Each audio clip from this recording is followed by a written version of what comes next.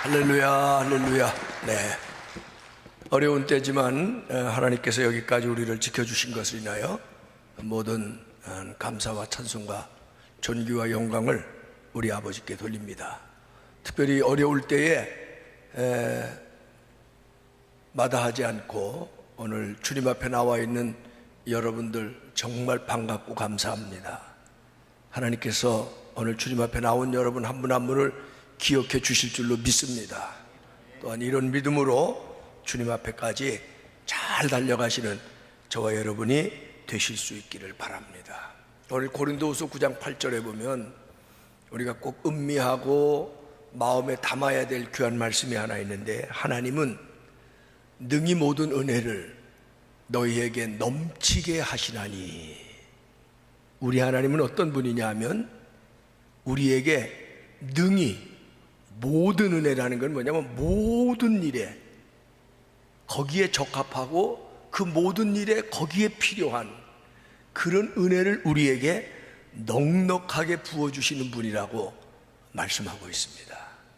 모든 일에 넉넉한 은혜를 주시는 하나님께서 여러분이 지금 살아가고 있는 모든 일 속에서 여러분의 심령과 여러분의 가정과 여러분의 하시는 일에 우리 하나님이 약속하신 넉넉한 은혜를 부어주시기를 주님의 이름으로 축원하고 축복합니다.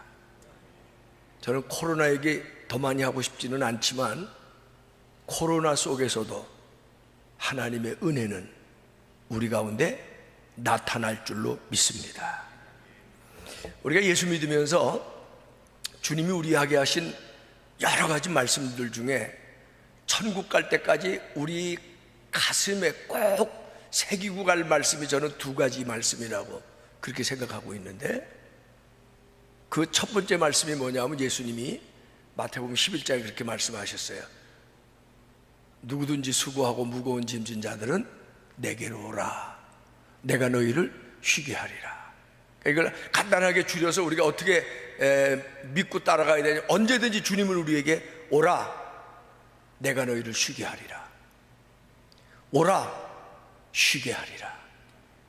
사실은 신앙생활이라는 건 뭐냐면 늘 주님의 이 말씀을 늘 마음속에 새기고 주님 앞에 나오는 것, 그것 자체가 신앙입니다. 우리가 즐겨 부르는 찬송 중에 오라 오라 방황치 말고 오라. 우리 다 그 부르심을 듣고 여기 주님 앞에 온 사람. 주님은 오늘도 우리에게 말씀하십니다. 오라,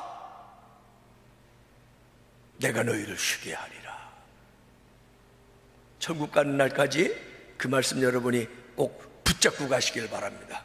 어떤 분은 설교 듣고 교회 문 열고 나가면 잊어버린대요. 뭐 들었지? 그래서 제가 잊어버려 주셔야 제가 설교를 계속할 수 있습니다. 그렇게 늘 웃으면서 얘기하곤 했는데, 다 잊어버려도 괜찮아요. 이건 잊어버리면 안 돼요. 오라, 쉬게 하리라. 어려울 때 생기면 이 말씀이, 와, 주님이 오라 그러셨지. 속상할 때 생기면, 아, 주님이 오라 그러셨지. 병들었을 때, 실패했을 때, 외로울 때, 때로는 너무 잘 돼서 교만해질 때, 그때도 사실은 이걸 기억하면 돼요. 아, 교만하면 안 되지. 뭐 주님은 그렇게 말씀하시지 않겠지만 저는 가끔 그래야 돼.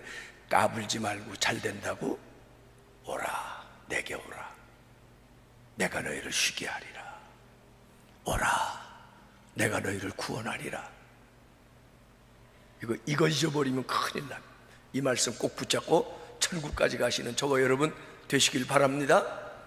근데 이게 하나만 알면 안 돼. 주님이 두 가지 말씀을 우리에게 했었어요. 마태복음 11장에는 오라, 내가 너희를 쉬게 하리라 그러는데 28장으로 넘어가면 가라, 내가 너희와 항상 함께 있으리라. 아멘. 주님은 우리에게 오라고만 말씀하시지 않고 가라고도 말씀하시는데, 마치 여러분 변화산에 예수님이 제자들을 데리고 올라갔어요. 베드로가 너무 좋아서 선생님 여기다 초막을 짓고 여기서 평생 예수님과 함께만 살고 싶습니다. 그랬더니 예수님 뭐라 그러셨어요? 그래라, 그러질 않으셨어요. 내려가자, 우리를 기다리고 있는 세상이 있다. 내려가자, 병든 자들이 기다리고 있다. 내려가자. 약한 자들이 나를 기다리고 있다. 그 말씀을 우리에게 분부하여 말씀하시기를, 가라. 세상으로 가라. 예배드리고 은혜 받고 여기만 있지 말고 가정으로 가라. 일터로 가라. 삶의 터전으로 가라. 내가 너희와 함께 하겠다. 이 말씀도 오라 쉬게 하리라는 말씀과 더불어 이 말씀도 꼭 이건 마치 수레바퀴 두 바퀴가 말씀과 같은 거예요. 천국 가는 그날까지 여러분 치매 걸리지도 말아야 되지만 치매에 걸려도 이건 잊어버리면 안 돼요. 어떤 분이 그런 얘기에 치매 걸려서 하나님 없다 그러면 어떻게 해요? 그럴까 봐 걱정이래요. 그래서 안 걸리는 게 상책이고 걸려도 이건 잊지 말아야 돼. 한번 따라 합시다. 오라 쉬게 하리라. 가라 함께 하리라. 쉽잖아요. 잊어버릴 수가 없잖아요. 한번 다시. 오라 쉬게 하리라. 가라 함께 하리라. 이 주님이 우리에게 주신 두 가지 말씀, 이걸 꼭 마음에 담고 가면 좋겠어요. 오늘 이 말씀을 기초로 해서 조금 전에 함께 봉독한 고린도후서 9장에는 모든 일에 넉넉한 은혜를 주시는 주님에 대한 주님의 약속의 말씀을 붙잡고 한 크게 두 가지로만 말씀을 나누려고 해요. 제일 먼저 우리가 하나님 앞에 신앙생활 할 때 처음에 말씀드린 것처럼 먼저 하나님 앞에 받으려고 하는 자세가 식어지면 안 됩니다. 이건 그러면 교만해지는 거예요. 이게 식어지면 교만해지는 거예요. 믿음이 식어지는 거예요. 사실은 예수 참 믿을 때부터 지금 예수 오래 믿는 지금까지도 식어지지 말아야 될 것은 주님 앞에 나와 받으려고 하는 거예요. 사람이 살아보니까 사람에게 뭘 받고 얻으려고 쫓아다니면 때로는 치사하고 구차스러워 보일 때가 있어요. 돈 있는 사람에게 돈을 빌리려 다니거나 혹은 무슨 권력을 가진 사람을 쫓아다니면서 뭔가 자기도 좀 하나 얻어 가지려고 몸부림치는 사람들을 보면 때로는 측은하고 딱해 보여요. 사람에게 받으려고 하지 말고 세상에서 빼앗기지 않고 움켜잡으려고 몸부림치면서 살아가는 사람을 보면 때로는 참 구차하게 보여요. 그런데 놀라운 것은요, 주님 앞에 나와서 받으려고 하는 것은 그렇게 보이는 게 아니에요. 그건 믿음이에요. 주님 앞에 나와서 순수하게 어린아이와 같은 마음 가지고 처음 부름을 받을 때처럼 그런 첫사랑의 마음을 가지고 주님 앞에 나와서 주여 오늘도 제가 왔습니다. 용서해 주시고 구원해 주시고 나를 붙들어 주시고 나를 도와주시고 나를 치료하소서, 나를 위로하소서, 나를 새롭게 하소서. 이건 신앙의 아름다운 모습이지 구차한 모습이 아니에요. 적어도 예수 믿으면서 교회 다니면서 어떤 데는 계급장 떼어놔야 돼. 여러분의 교만, 내가 할 수 있다고 하는 모든 이런 것들을 다 겸손히 내려놓고 주님 앞에 나와서 나를 도우소서, 나를 붙드소서, 나를 인도하소서, 그렇게 기도하는 마음으로 주님 앞에 나오는 것이 아름다운 것이에요. 그런데 성경에는 조금 더 구체적인 말씀이 있어요. 누구에게 은혜를 주시느냐? 누가 구원을 받느냐? 깊은 얘기 다 할 수 없지만 아주 성경에 중요한 거는 사모하는 자가 은혜 받고 사모하는 자가 주님을 만나고 사모하는 자가 응답을 받고 사모하는 자가 복을 받는다니. 이사야 55장 1절에도 보면 너희 목마른 자들아 물로 나오라, 돈 없는 자도 오라, 너희는 와서 사 먹되 값없이 포도주와 젖을 사라. 누가? 목마른 자가 나와서 주님 내게 주옵소서, 내가 목마릅니다, 내가 배고픕니다, 내가 가랍니다, 내가 실패했습니다. 은혜도 간절히 사모하는 자가 받습니다. 축복도 간절히 사모하는 자에게 오는 것입니다. 응답도 간절히 사모하는 자에게 오는 것입니다. 모든 사람에게 공기를 주시듯이 은혜도 다 똑같은 것으로 생각하는 분들이 있는데 조금 달라요. 사모하는 자에게. 그래서 성경은 뭐라고 되어 있냐면요, 시편에 보면 어떤 사람이 은혜 받느냐, 첫째, 내 입을 넓게 열라. 시편 81편에 보면 되어 있죠. 내 입을 넓게 열라, 내가 채우리라. 입을 연 만큼 채운다는 게 얼마나 놀랍고도 재밌는 표현입니까? 여러분, 영상 같은 것을 보면은 새 둥지에 새끼새가 태어나서 한 7마리 8마리가 빽빽빽빽빽 하고 태어나 아직 날지도 못합니다. 자기 힘으로는 먹이를 얻을 수가 없습니다. 근데 새는 젖을 안 먹이죠. 어미새가 나가서 먹이를, 벌레 같은 것을 잡아옵니다. 그러면 8마리가, 어미새는 아직 잡으러 나갔는데 돌아오지도 않고 있는데도 빽빽거리고 입을 열어요.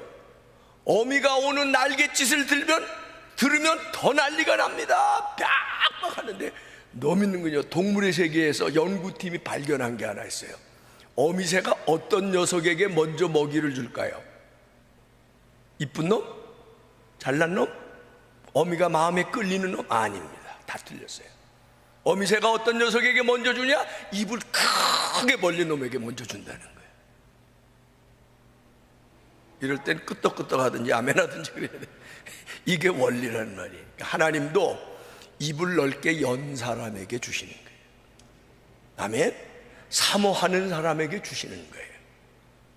물이 많아도 가서 자기가 입을 열고 물을 마시지 않으면 안 되는 것처럼 하나님 앞에 나와서 은혜를 사모하고, 내가 나왔습니다, 내게 오시옵소서, 내게 은혜 주시옵소서, 나를 붙들어 주시오, 이런 사람들. 할렐루야.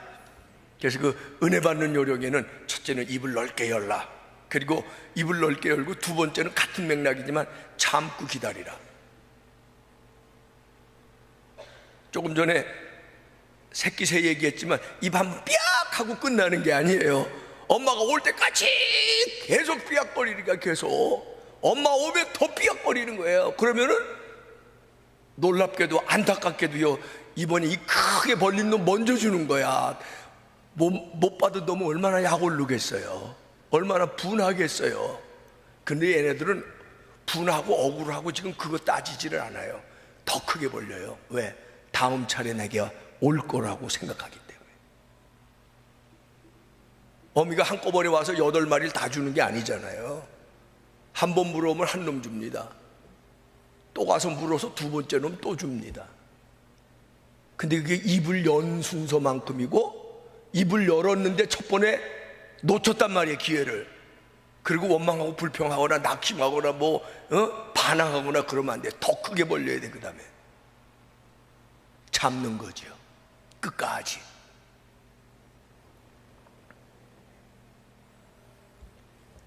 세상에서도 상을 얻는 자는, 경기에 상을 얻는 자는 더 힘쓰고 노력해, 같은 원리입니다. 물론 하나님의 축복이 노력으로 되는 것은 아닙니다만은 어느 정도의 노력하는 자세, 내 입을 열고 하나님의 은혜를 사모하는 자세, 하나님을 기다리는 그런 마음, 그게 필요한 거예요.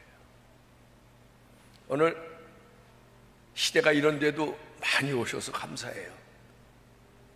그런데 저는 더 많이 오시면 좋겠어요. 물론 온라인으로 집에서도 사모하고 예배 드릴 수 있고 받을 수 있다는 일반적인 논리를 저는 부정하지는 않아요.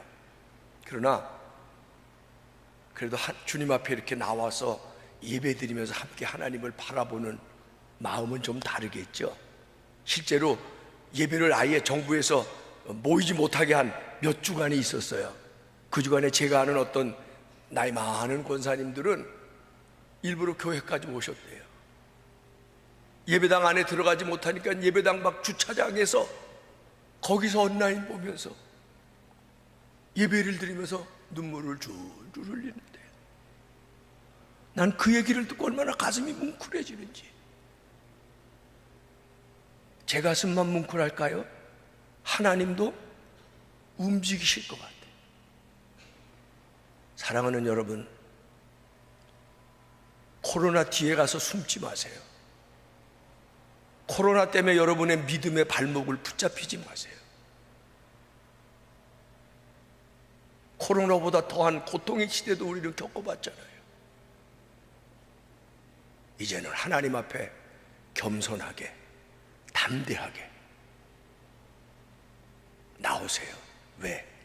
주님이 우리를 부르시잖아요. 내게로 오라. 내가 너희를 쉬게 하리라. 이게 약속인데, 여러분 성경 보세요. 아브라함을 부르시고도 이삭을 부르시고도 야곱을 이 똑같아요. 성경에 나와 있는 모든 사람을 부르실 때 하나님이 약속하신 게 하나 있어요. 내게 오라. 내가 너희를 구원하리라. 내가 오면 너희는 이제부터 내 아들 딸이 되리라. 그거예요. 내 아들 딸이 되리라. 내 자녀가 되게 하리라. 그리고 두 번째 약속이 뭐냐? 내가 너와 함께 하리라. 내가 너에게 복을 주리라. 내가 네 자손을 번성케 하리라. 하나님은 우리에게 지금도 이 유효한 약속을 말씀하시. 내게로 오라. 내가 너와 함께 한다. 내게 오라. 내가 너에게 복을 준다. 내게 오라. 내가 네 자녀와 함께 하겠다. 우리는 이 약속의 말씀을 믿고 하나님 앞에 달려가는 사람들이에요. 바라기는 지금까지도 잘 하나님 앞에 달려오셨는데, 오늘부터 이제부터 더해서 천국 가실 때까지 여러분 결코 이건 잊지 마세요. 마음속에 오라. 내가 쉬게 하리라. 오라. 내가 도와주리라. 오라. 내가 너희를 치료하고 내가 너희에게 평화를 주고. 아멘. 할렐루야. 오는 자에게, 주님 앞에 오는 자에게 주시는 주님의 은혜를 좀 더 사모하면서 살아가는 여러분 되시기를 주의 이름으로 축원하고 축복합니다. 사실 어떤 면에서 한국교회는 저도 한국교회고 여러분도 한국교회인데, 한국교회는 그동안 이 오라 함께 하리라에 붙잡힌 교회였어요. 예배 드리러 오는 것도 뭐 주일 예배만 드리나요? 저녁 예배도 드리고 수요일도 드리고 새벽도 드리고. 왜 그렇게 주님 앞에 와요? 오라. 내가 구원하리라. 오라. 내가 풀어주리라. 오라. 내가 도와주리라. 아이고, 하나님 앞에 나가니까 우리의 자녀들이 잘 돼요. 만사 형통해요. 모든 일이. 오라에 지나치게 붙잡힌 교회예요. 근데 사실은 조금 더 깊이 있게 말씀을 나누고 한국교회를 걱정하는 목회자들, 지도자들의 얘기에 의하면 오라에 붙잡히면 변질되는데요. 어쩌면 한국교회가 요즘 비난받고 조롱받는 이유 중에 하나가 이거일 수도 있어요. 너무 주님 앞에 나와서 자기가 구원받고 자기 잘 되고 자기 자식 잘 되고 여기에 있는 거예요. 근데 오늘 고린도후서 9장 8절에는 그 말씀에 대한 답이 다 나와 있어요. 뭐라고 되어 있어요? 모든 일에 우리를 넉넉하게 하시는 하나님이 우리에게 모든 은혜를 넘치게 하시나니. 뭐라고 돼? 이는, 왜 은혜를 주시네? 이는 너희로 모든 일에 항상 모든 것이 넉넉하여. 왜 이렇게 넉넉하게 주시느냐? 결과가 나와요. 목적이 나와요. 모든 착한 일을 넘치게 하게 하려 하심이니라. 그래서 두 번째, 저와 여러분이 함께 오늘 묵상할 것은, 받은 자는, 하나님 앞에 받은 자는, 하나님 앞에 나와 구원받은 자는, 하나님 앞에 나와 은혜 받고 응답받고 축복받은 자는, 소위 말하면 그렇게 받은 사람은 내게 왜 이 은혜를 받게 해 주셨는지를 늘 자문하면서 살아야 돼요. 이해가 되시죠? 왜 나를 먼저 구원해 주셨냐? 구원받은 사람이라면 왜 하나님이 나를 먼저 구원해 주셨는지를 자문해야 된단 말이에요. 왜 나에게 먼저 주셨을까? 왜 하나님이 나에게는 특별히 남다른 기도 응답을 주셨을까? 왜 하나님은 나에게 남다른 정말 형통의 은혜를 주셨을까? 왜 하나님은 나에게 이 많은 복을 먼저 허락해 주셨을까? 자문해야 된다니까. 자문하다 보면 뭐가 나와야 돼요? 자답이 나와야 돼요. 자답이. 현대인의 불행은 이기심에서부터 출발한다, 그렇게 어떤 심리학자가 얘기한 적이 있는데 정확하게 맞는 말이죠. 오늘 가정의 불행, 오늘 사회의 불행, 이기심에서부터 오는 거예요. 그런데 오늘 교회도 이 이기적 신앙에 붙잡혀 있어요. 왜 교회 나오냐? 나 구원받고. 왜 교회 나와서 하나님 은혜 받느냐? 나 잘 되기 위해서.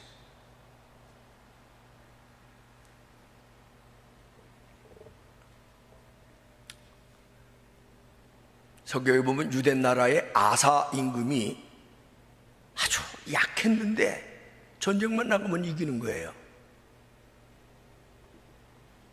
그런데 성경 역대하 14장 2절에 답이 나오는데, 아사가 그의 하나님 여호와 보시기에 선과 정의를 행하였기 때문에 하나님이 함께 하사 모든 일이 이기게 하셨대.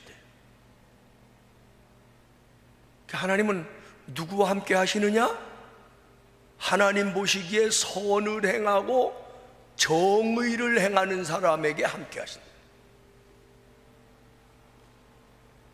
우리는 예수 믿으면 알아들었어요. 하나는 주님 앞에 나오면 구원받고 은혜받고 복받고 이런 거 다 알아요.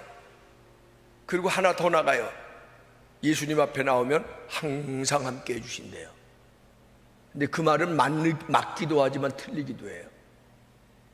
예수님이 항상 함께 하신다는 게 은혜받고 복받고 자기밖에 모르는 사람에게 함께 하신다, 그런 말은 성경 찾아봐도 없어요. 구원받고 은혜받고 복받고 자기만 위해 사는 사람에게 하나님이 항상, 아니에요. 교회 다니는 사람, 여러분 어려운 일이 왔는데 우리는 그동안 어떤 간증을 좋아했냐면 그 옆에 있는 애들이 다 사고를 당했는데 우리 애만 하나님이 보호해 주셨대. 그럼 우리는 할렐루야 하고 박수치고 그렇게 믿었다고요. 근데 그거는 맞는 것 같지만 틀리는 말입니다. 우리는 그런 신앙을 믿었다고요. 맞는 것 같지만 50점이거든요. 예수 믿고 제일 중요한 거는 생활관이 변해야 돼요. 전에 바르게 살지 못했던 사람이 예수 믿으면, 정말 구원받고 하나님의 아들, 딸이 되면 생활관이 바른 생활관으로 바뀌어야 돼요. 예수 믿고 정말 요즘은 거듭났다는 얘기 하는 사람 많아요. 정말 거듭났다면 가치관이 변해야 돼요. 그래서 유명한 마틴 루터 종교개혁자, 유명한 요한 웨슬리 감리교 창시자도 말하기를, 저 사람이 정말 거듭난 사람인 줄 보려면 주머니, 경제관이 변해야 진짜 변한 사람이에요. 가치관이 변해야 진짜 변한 사람이에요. 생활 철학이 변해야 진짜 거듭난 사람이라는 거예요. 예수 믿으면, 예수 믿고 나서 거듭나면 살아가는 존재 이유가, 왜 하나님이 나 같은 거, 나같이 못나고, 나같이 어떻게 보면 더럽고, 어떻게 보면 나밖에 모르고, 얌체고, 세상에 성격 못되고, 그런 나를 뭐가 이쁘셔서 구원해 주셨어? 구원해 주신 거에만 감사해야 될 게 아니라, 그런 나 같은 걸, 내가 나를 생각해도 나 같은 게 어떻게 구원받아? 근데 내가 감히 하나님의 아들이 되고 딸이 됐어. 왜 하나님이 나를 구원해 주셨을까? 자문하는 거예요. 전에는 내가 얌체같이 살았지만 이제부터는 다른 사람을 내가 배려하면서 살아야 되겠구나. 전에는 내가 못된 일 하면서도 나 잘 되는 일에만 전념했다면, 그래도 내가 이제 예수 믿었으니까 이제는 바른 일 하면서 남을 배려하고 남에게 해를 끼치는 정도가 아니라 남에게 유익을 주는 그런 삶을 내가 살아야 되겠구나.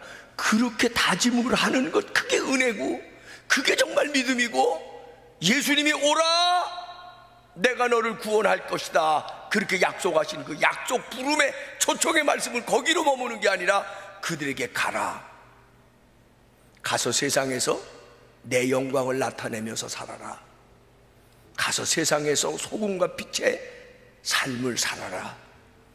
가서 약한 사람들을 보고든 내 이름으로 저들을 붙들어 주면서 살아라. 가서 하나님이 어딨냐 그러는 사람들을 보고든 하나님이 정말 있습니다 겸손하게 증거하면서 살아라. 가서 선한 일 많이 해라.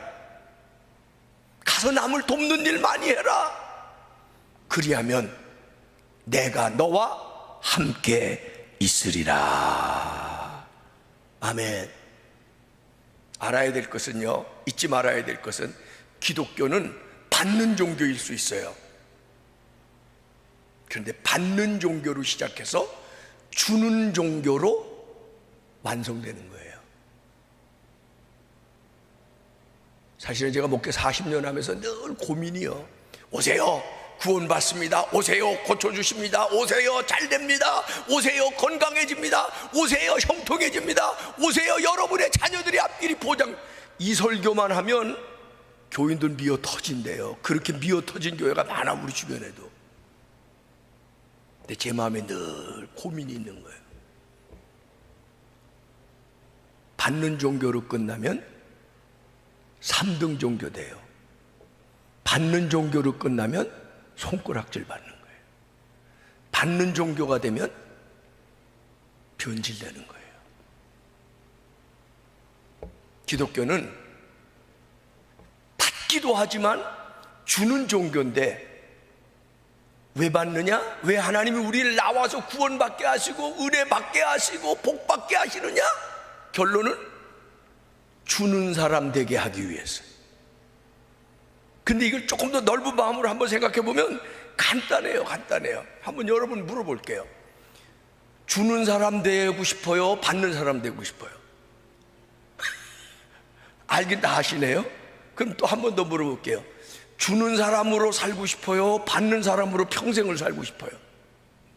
주는 사람으로 살고 싶죠. 그럼 또 물어볼게요. 주는 사람이 커요? 받는 사람이 커요? 답은 나왔잖아. 그러면 여러분의 자녀들도 받으러 다니는 사람 될 거예요? 맨날 주러 다니는 사람 되기를 원해요?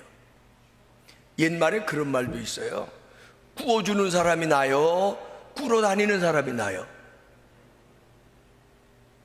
기독교는, 하나님은 꾸어 다니는 인생, 맨날 받으러만 다니는 인생들을 향해서 오라. 내가 너에게 넉넉한 은혜를 주리니. 이제부터는 받으러 다니는 인생 되지 말고 무슨 인생 되라고? 주는 인생 되라. 그게 주님이 우리를 부르신 가장 중요한 목적 중에 하나라고 하는 거예요. 물질도 마찬가지입니다. 옛말에도 그런 말이 있어요. 광에서 인심 난다. 광이 있어야 거기에 뭐 가득 차야 인심도 주죠. 그래서 옛 속담에 틀린 게 없는데, 그 옛 속담 중에 하나가 또 뭐, 인색한 부자가 마음은 아주 크고 넓은 가난뱅이보다 낫대. 이게 뭐냐면 주라는 거거든. 여러분에게 뭐 몇 번 얘기를 해서 아마 다 아시는 얘기지만, 저 이스라엘에 가면 요단강하고 사해, 이스라엘은 큰 강이 두 개가 있단 말이에요. 하나는 요단강이고 하나는 사해예요. 근데 요단강과 사해는 같은 수원지에서 만들어진 겁니다. 그런데 여기 화면에 좀 보시는데, 요단강은요 사막 가운데 이 산악 지역을 흘러가면서도 주변에 풀이 생기고 숲이 생기고, 벌써 강이 살아있는 강 같아요. 고기가 있고 대단해요. 살아있는 강이에요. 그런데 사해는 말 그대로 죽은 바다예요. 요즘은 그 죽은 바다 속에 이상한 광물질이 발견돼서 사해 가치가 높아지고 있다, 뭐 그런 뉴스를 제가 보기는 했지만, 일단은 요단강은 살아있는 리빙시고 사해는 데드시예요. 죽은 바다예요. 제가 6년에 처음 이스라엘 성지를 갔는데 미국 팀하고 어울려서 갔어요. 미국에 있을 때니까. 저를 안내하는 이스라엘 현지인이 조셉이라고 하는 사람인데 이름도 잊어먹었어요. 그 사람한테 물어봤어요. 짧은 영어로. 야, 같은 수원지에서 발생한 요단강이고 하나는 사해인데 왜 요단강은 리빙시가 됐고 사해는 데드시가 됐냐. 그러니까 이 친구가 망설이지도 않고 That's simple, 간단하대. 그러면서 이 친구 하는 얘기가 그대로 얘기를 하면은 요단강은 헐몬산에서 내려오는 수원지에서 온 물을 받는 엔트런스가 있대요. 근데 요단강은 받아서 저쪽 남쪽으로 흘러가면은 익지트가 있대. 요단강이 끝나는 익지트가 있대. 그 익지트에서 출구에서, 우리도 여기 건물 보면 다 출구 익지트가 있잖아요. 그 익지트에서 나가면 거기서 만들어지는 바다가 있는데 그게 사해래. 근데 사해는 놀랍게도 엔트런스가 있는데 사해가 이 수표면이 해면보다 낮대요. 그래서 얘가 들어오는 입구는 있는데 노 익지트래. 그게 사해가 죽은 바다가 되고 요단강이 살아있는 바다가 돼요. 간단한 원리죠. 사람도 마찬가지예요. 들어오는 엔트런스가 있어요. 마우스. 그러면 익지트가 있어야죠. 배변이 안 되는 사람은 어떻게 돼요? 심각해져요. 나중에 죽는 거예요. 똑같은 원리예요. 모든 자연의 위치가 하면 생물도 보고 동물도 보고 사람도 보고 마찬가지예요. 받기만 하면 죽는 거예요. 그게 사회예요. 기독교 받기만 하면 죽는 종교 되는 거예요. 기독교인도 받기만 하면 죽은 교인 되는 거예요. 미안하지만 여러분이 그렇다는 게 아니라 때로는 스스로 자문해야 돼. 나는 죽은 교인이 아닌가. 받기만 할 줄 아는 교인은 죽은 교인이에요.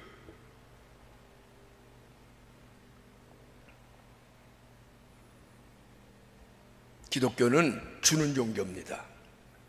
내가 하나님 앞에 물질의 복을 받았다? 그럼 그것도 나눠야 되는 거예요. 아니, 나는 물질의 복은 받지 않았지만 나는 하나님 앞에 정말 넉넉한 성품, 마음에 큰 평안을 누리고, 그것도 줘야 돼요. 생각도 나눠줘야 돼요. 말도 나눠줘야 돼요.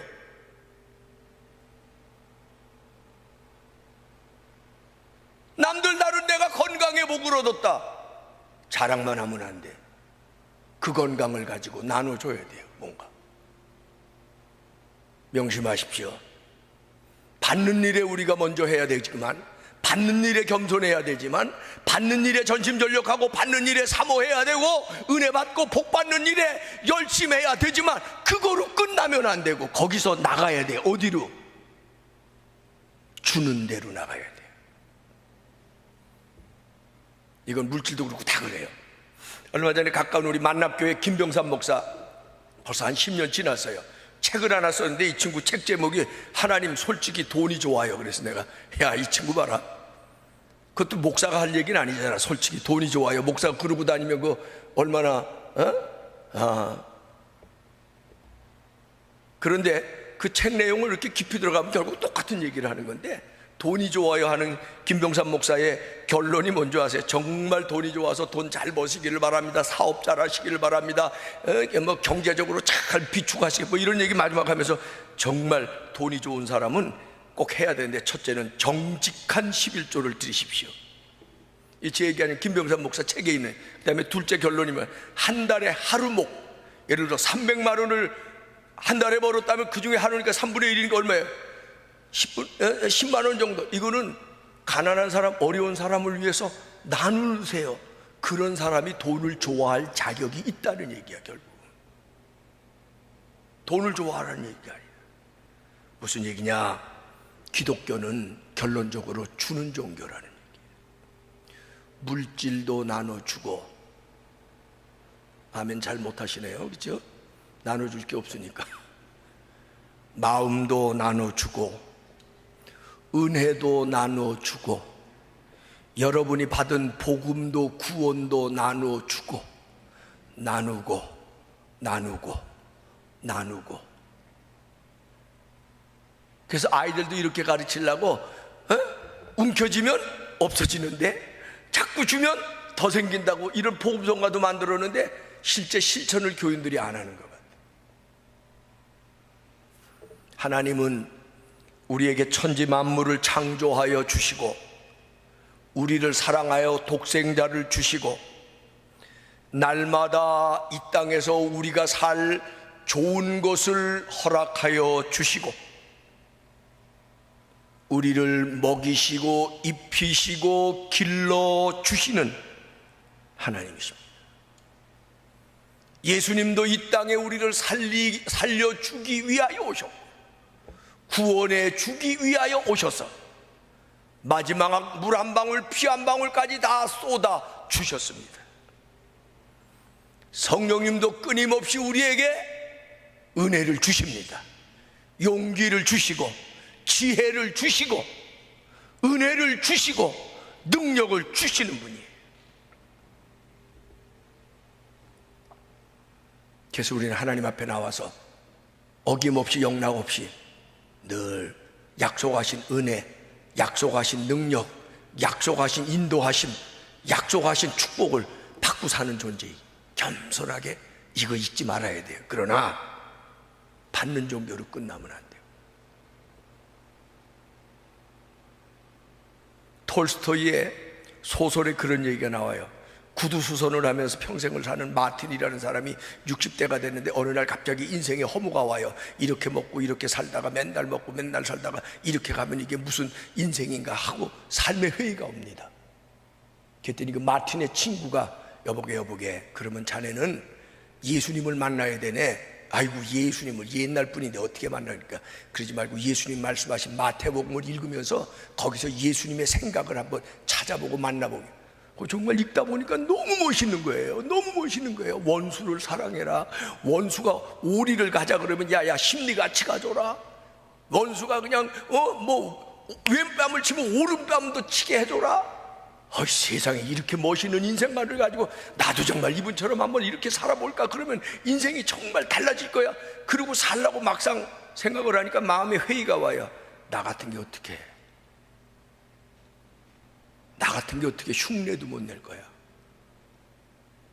그래서 그 톨스토이의 구두수선공이라는 제목의 소설에 보면 단편 소설인데 마지막에 마틴이 정말 마음에서부터 진심으로 무릎을 꿇고 하나님 앞에 이렇게 기도합니다. 오 주여 나를 도와주소서. 신앙생활은 자신 있게 하는 사람은 아무도 없는 거예요.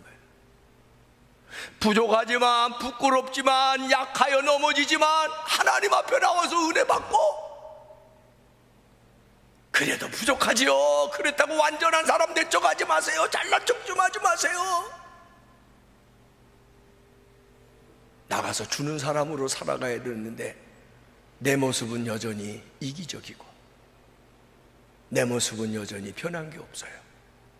그때마다 하나님 앞에 나를 도우셔서 선한 일 하게 하시고 나를 도우셔서 하나님 영광을 드러내며 살아가게 해주소서. 그게 우리 기도가 돼야 돼요. 여러분 앞으로 더는 코로나 핑계 대지 마십시오. 앞으로 더는 살기 어려워졌다는 핑계 대지 마십시오. 아직도 하나님의 은혜는 우리에게 넘치게 나타나고 있습니다. 이제부터는 겸손하게 주님 앞에 나와서 은혜 받는 일 더 사모하고 열심히 하시고 그리고 정말 부족하지만 마틴처럼 나를 도와주셔서 선한 일 하게 하시고 하나님 영광 나타내게 하시고 나가서 하나님 모르는 사람에게 하나님 전하면서 믿음으로 살아가게 해주세요. 그런 기도가 저와 여러분 속에서 새로워질 수 있기를 주님의 이름으로 축원하고 축복합니다.